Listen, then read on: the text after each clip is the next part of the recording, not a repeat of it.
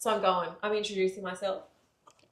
Are we introducing ourselves? Are we introducing the podcast name? Oh, yeah. Are we? I don't know. I don't know how to do the intro. I just know how to talk. The spirit of being raw and putting yourself out there, we really wanted to provide you guys with a bit of a sense of who we are because we're getting to know you a bit more, and we thought it would be great to do. Well, maybe it won't be great, but we'll see.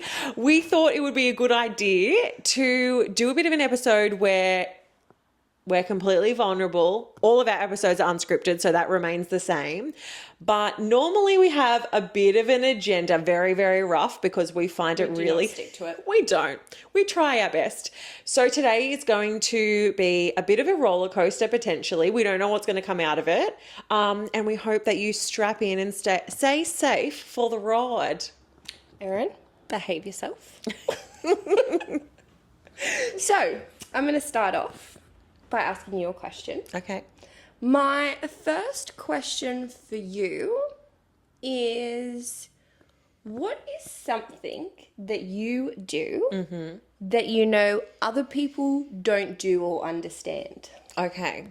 This one is very easy because okay. this is very easy.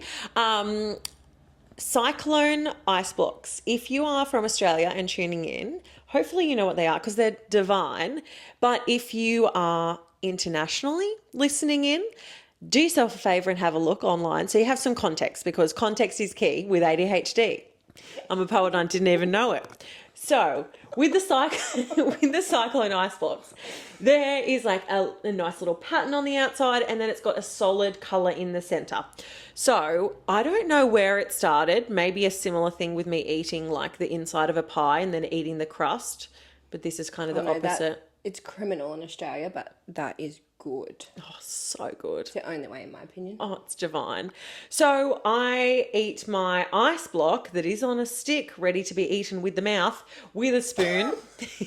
And I kind of just like scrape off all the outside part. So you've got all the cyclone, get rid of that, spoon it into the mouth, and then you're left with like the center stick, and then I just eat that with the paddle pop stick in my hand. Ooh. My family, it's funny because they are so well conditioned now that if they get a packet of cyclones, they give me a spoon when they give me the ice block, because they know that I can't just chew it. Maybe it's a sensory thing, like it's too cold, but I quite like the satisfaction of having all of the outside colours gone and then the inside colour remains. It's just so satisfying. So for context, she does not put it in a bowl. Nope. She has a spoon. This is her cyclone. She will literally chisel away. Yeah. Chisel. That's right. It's a work in progress. If I didn't have this microphone, I'd grab one out, start to demonstrate. No, thank you. So, well, you know, I've been in the hot seat now, putting my ice block secrets to shame. Brandy, I'm going to turn the floor over to yourself and ask you, is there something that you do that either people don't know or don't understand that you do? You're trying to get me to expose myself. Look, there are probably many things that I just don't realise that I'm doing. I don't know. That's a really hard one. I have many weird quirks. Yeah. Which I don't know if it's related. I can do some research and come back to you. But for me, I know if I need to do a task, I either put my shoes on, because I will do it, and it sounds ridiculous, but it could be anything. I will, as soon as I put my shoes on, it's like my brain knows, okay, yeah, it's task time. Or I love that prompt. I physically have to do it's either a 5, 6, 7, 8, and on the 8 you go, or it's a 3, 2, 1, and then you go. It's a dancer's count-in. Oh my God. Yeah, there's a bit of a method to the madness. But I've got to count myself in. But you were conditioned, because at dancing, that's what they do. You know, it's showtime, it's go time when the 5, 6, 7, 8 gets whipped out. I'm sitting there and I'm like, okay, 5, 6, 7, 8, let's go. And if I don't do it, it's not getting done. So if those shoes are on and there's a task to be done, without fail, it's going to happen. Yep. It doesn't matter what shoes it is? Like, does it have to be work shoes? Nope. Any shoes. Any shoe. Shoes, and we're on. If you see me put my shoes on, it's go time. I love that. Try it. But that's a beautiful prompt. It's like, have you heard of Pavlov's dog? Like the conditioning experiment? No. Can I give you some context? Yeah. Okay, so there's experiment. Pavlov's dog. There's What are you his saying? dog. Pavlov. So this is a man. Pavlov. He's an experimenter. Yes. It's like a famous psychology experiment about human behaviour. Well, they were testing animal behaviour, but trying to figure out, So it's like, animal do we testing. do it? But not in a cruel way. No. Okay, sorry. Yeah. So what he does is so there's this bowl. I'm going to give you a vague one. It might not be the exact experimental protocol, but you'll get the idea. So he gives this dog a bowl of food and he rings a bell. So the dog knows, well, over time, he associates the bell ringing with the eating of the food. Oh, so he's training. Yeah. So what that induces when he, rings the bell, the dog salivates, he's ready to eat the food. Over time, what he did was he removed the food and just had the empty bowl and rang the bell. The dog would salivate. So he had a conditioned response without the food being present. So it was enough to have the bell there. So where I was getting is the 5, 6, 7, 8 and the shoes are the Pavlov's dog in this situation of conditioning you to be ready for that thing, whether it's dancing on stage or maybe doing a task. So I'm putting myself through boot camp. You are. And do you know what? There's experimental backing to support your method. I love that because I used to think I was crazy. I just literally know, okay, where are my shoes? Look around the house. Oh, there love they it. are. We're on. Or 5, 6, 7, 8. Sometimes you got to do it in combo chow mein. But yeah. I love that. I can't say I have a count in, but but I do love that. When I'm ready to do something like a presentation, I'll give myself a count in mentally. What's your count in?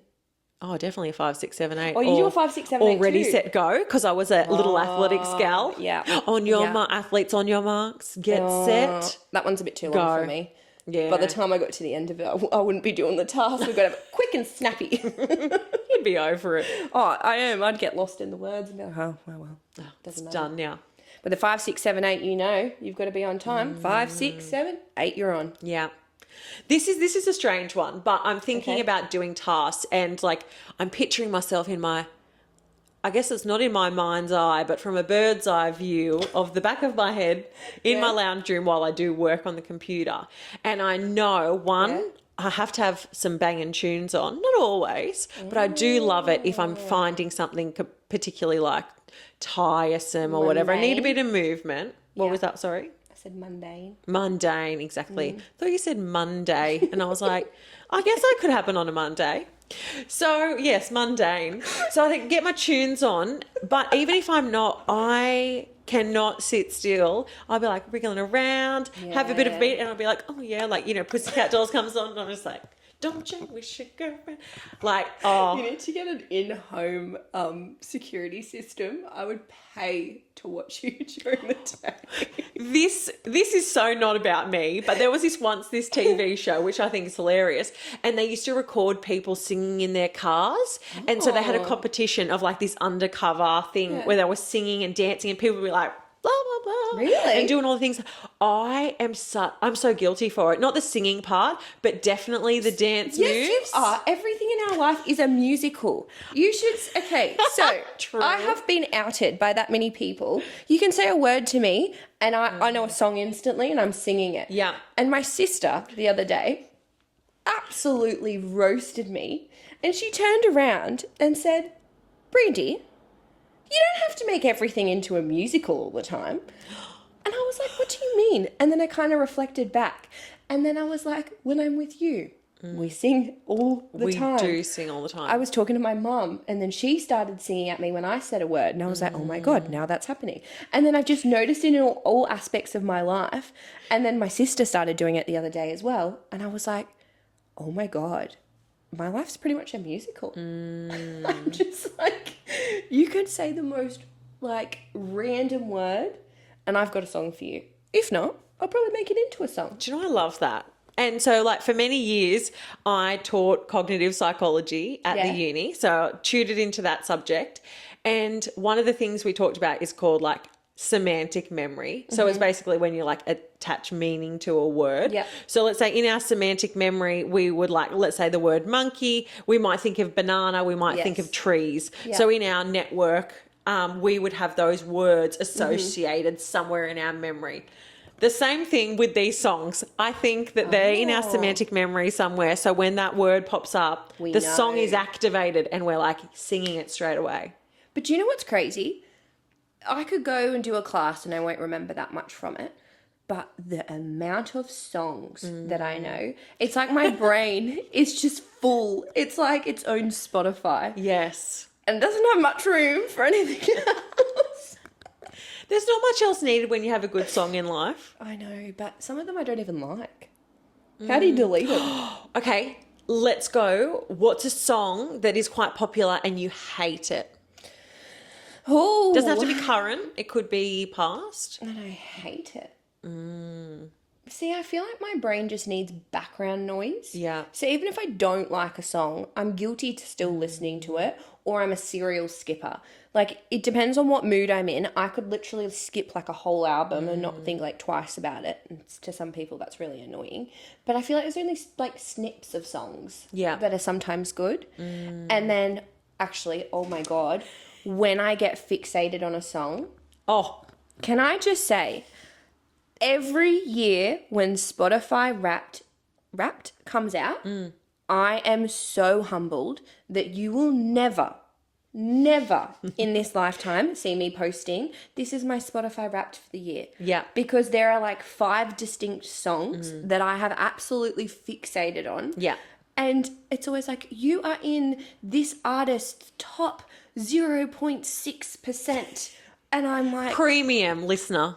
I am a premium listener. I'm every artist's dream. Like, if you come up with like a banger, you just need me to get hooked and I'll make sure you're platinum. You're ready. Because I will just like, it's like, oh, I didn't listen to that part in the song well enough and I really like that part. Go back.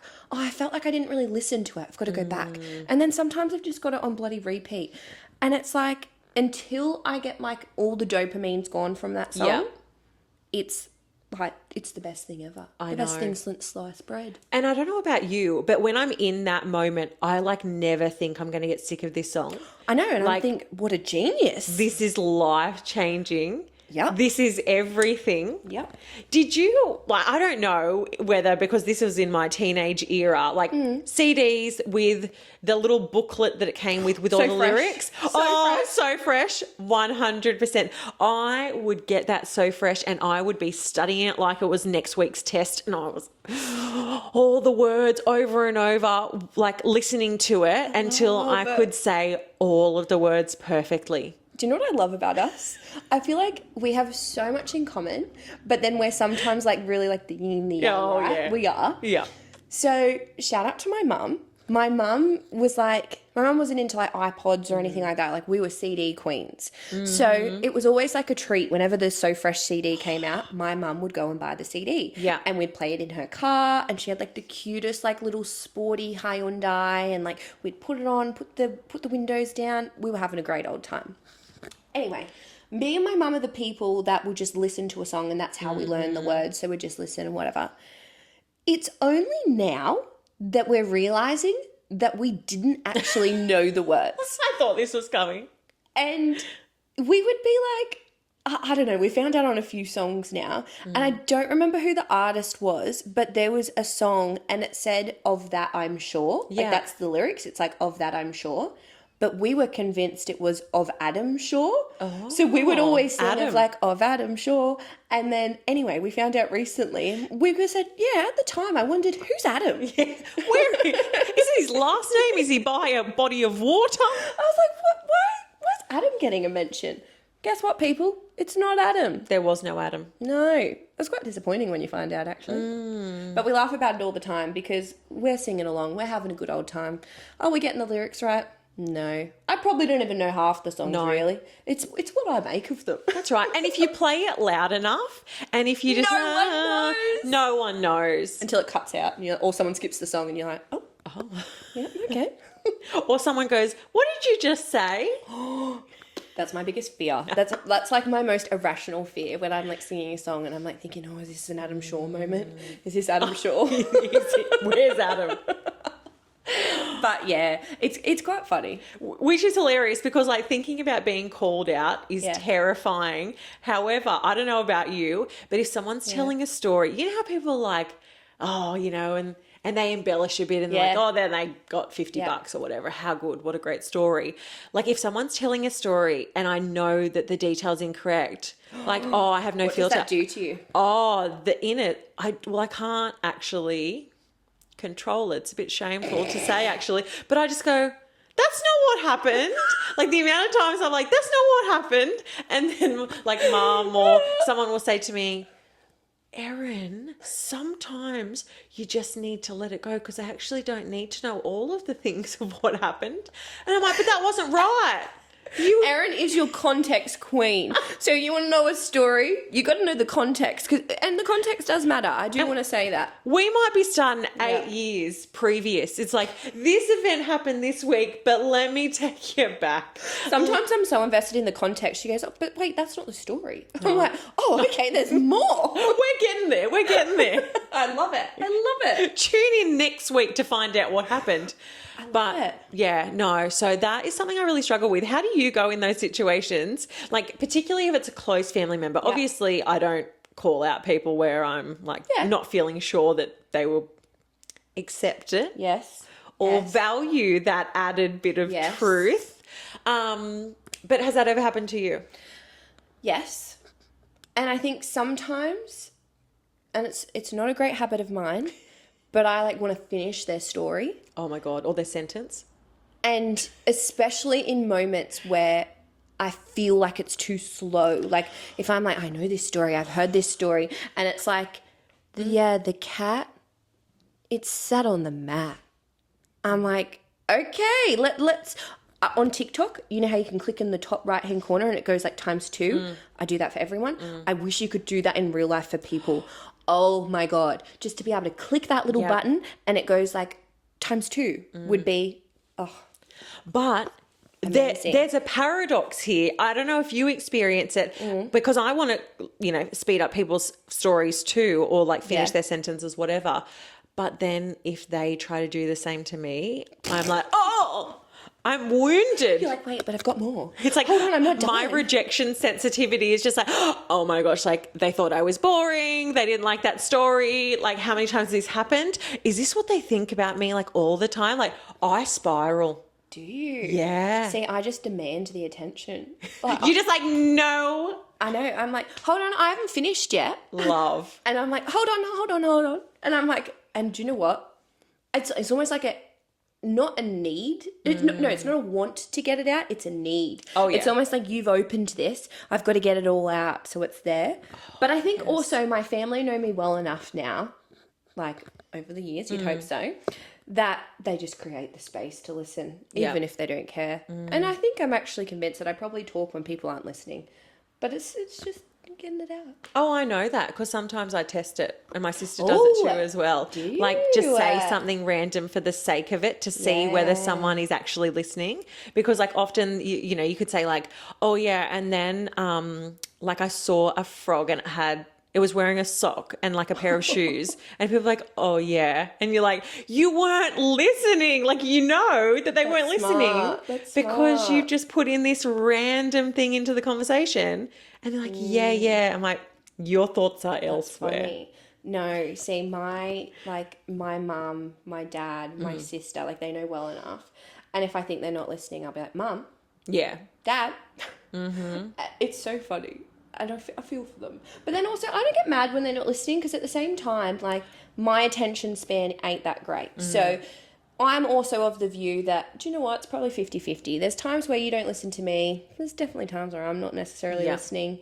But I just think it's a bit of give and take. Yeah. A bit of give and take. And like you were saying, sometimes it's about getting it out. It is. Like not necessarily like, I don't need a solution. I just need to tell you this. Yeah. And like sometimes, particularly my sister, because we have a lot of chats, like I'll be on my walk in my lunch break and I'll be like, are you in between uni classes or are you in between work or whatever?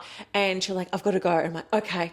So I'll either text it or I'll say to her, do you want to hear the rest of it later? Or are you happy for me to text it to you? I love that. And she'll be like, no, I'll call you after this. Like, I'm just running in, to the butcher's or whatever. And then I'll be able sweet. to provide it because one, like, I love it because she wants the rest of the story. Yeah. But I need to provide it. Otherwise, it's just living in here. Yeah. Do you know what's actually really funny? So me and my mum are like the same person, like literally the same person. She is someone on this earth that I will never run out of things to say. Oh, yeah. So, like, I call my mum in the morning.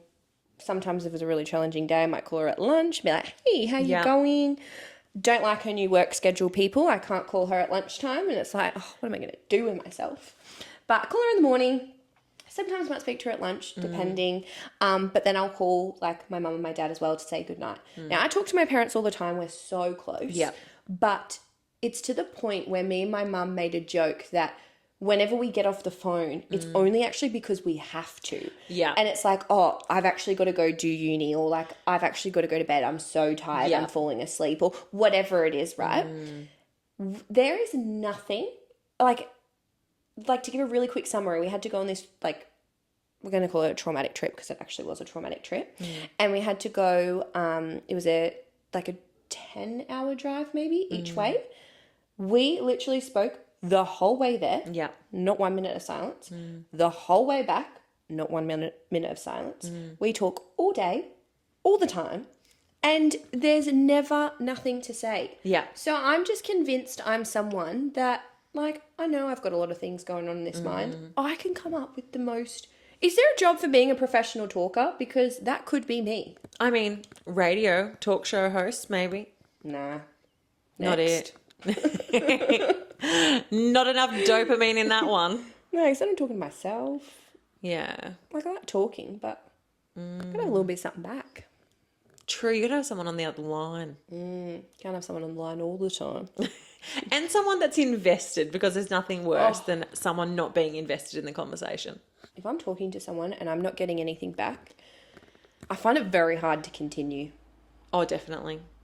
What type of excuses do you use to get out of those situations? Where am I? Give me a scenario. Okay, so let's say I want to steer clear of work, but then I also think that that's an easy one to do. Do you know what I'm picturing? What? You're shopping. You're right next to Maya. It's 3:20 p.m. Okay. It's the context. You're shopping. You're right next to Maya. It's 3:20 p.m. The sales assistant comes up and asks you how your day's been. You start to tell her. Yeah. And she's like clearly waiting for you to shut up so she can tell you about the new Clinique product that she's shut got. up? Yeah.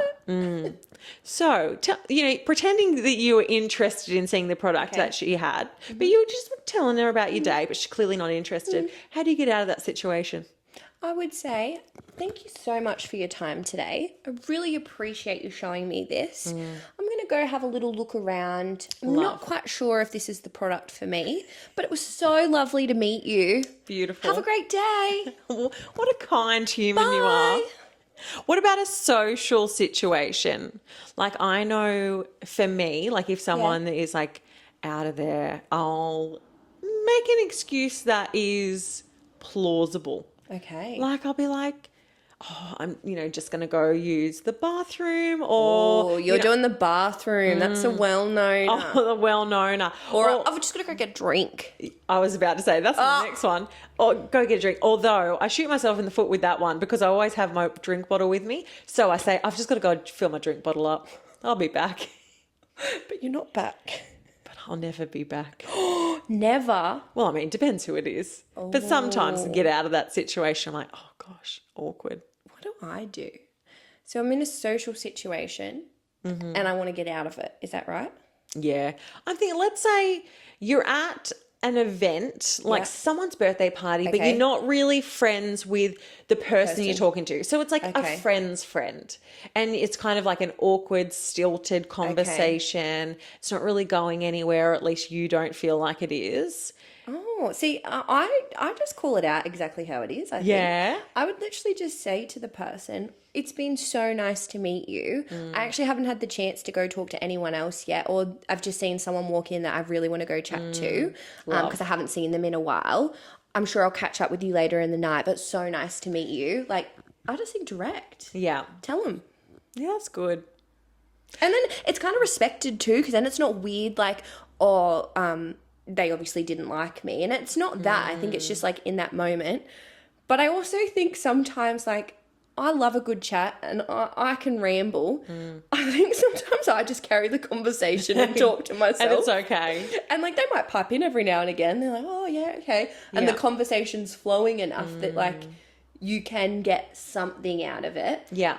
But I know when to call it as well, because I think, okay, lovely chatting to you. Nice knowing you. Yeah. Come back to you later after a few beveraginos. Sometimes I just say the one word or like, anyway, and just wander off. Nan does that.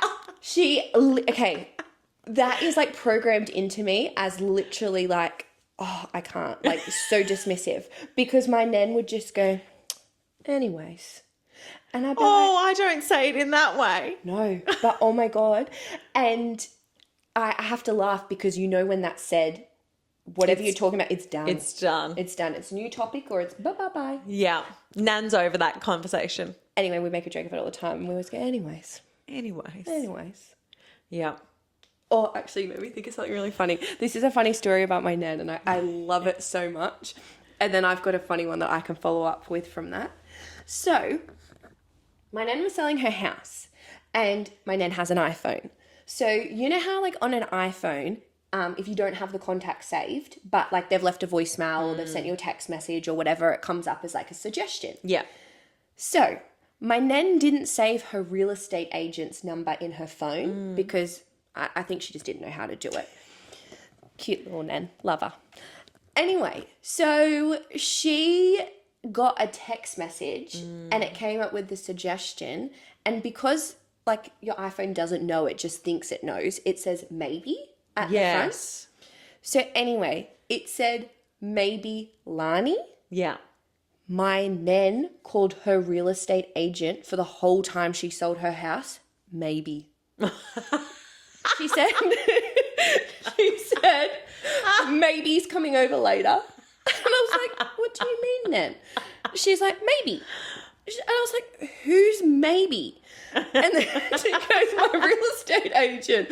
I said, Nan, I don't think that's her name. And she said, I'll show you. She gets out her iPhone. Oh, no. And it's got maybe Lani. And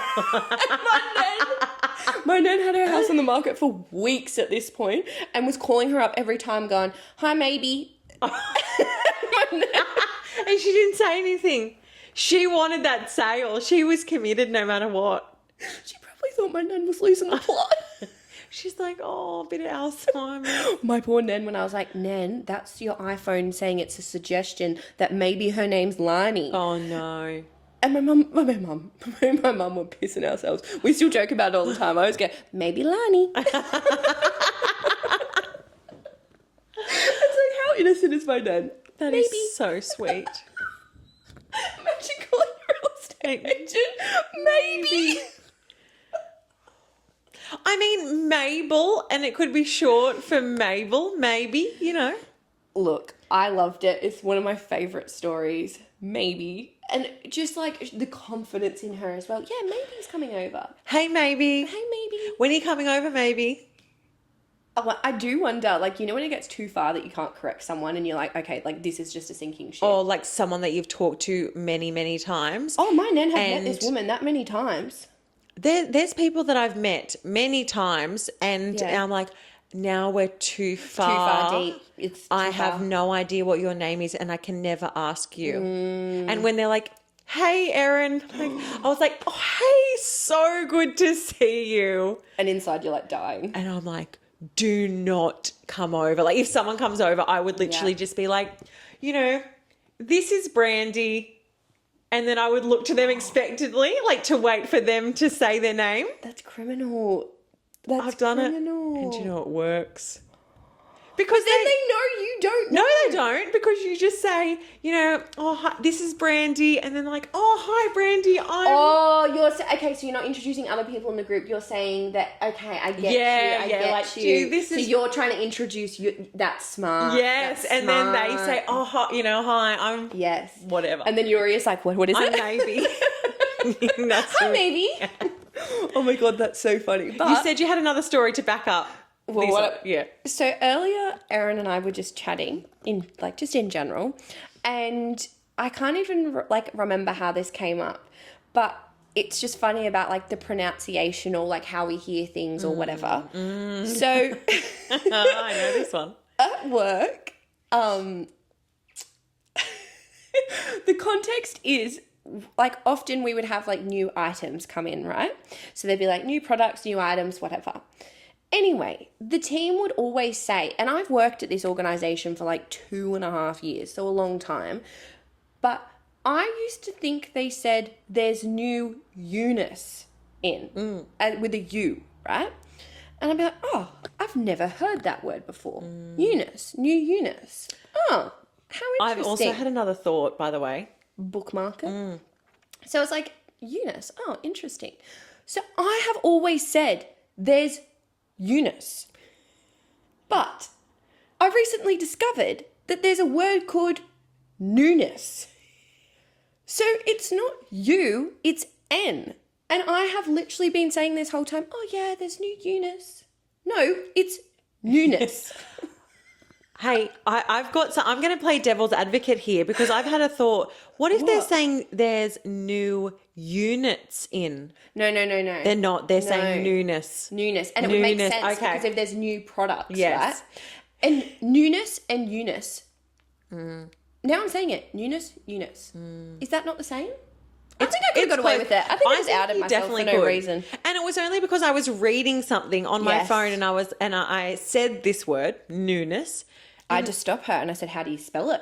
And I said Newnes, and she's like, what? I had to sit here for 5 minutes, shocked to my core, thinking that newness was a word.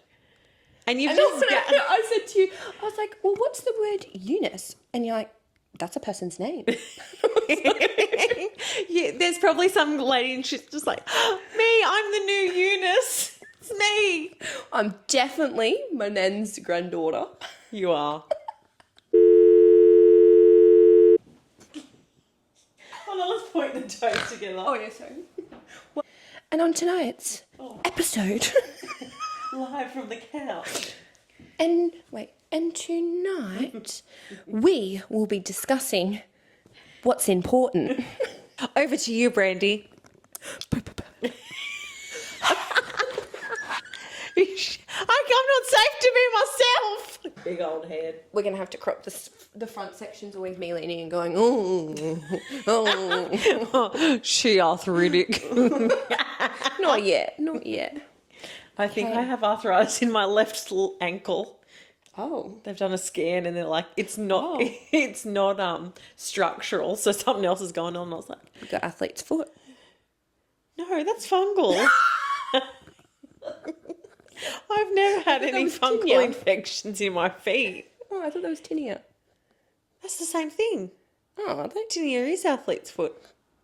You are an athlete. Oh, goddamn, Janus. You just farted right in my butthole. It's like a fart transplant. You know, one of my old favourite memes is when he goes, thanks a lot, Rachel. So thanks a lot.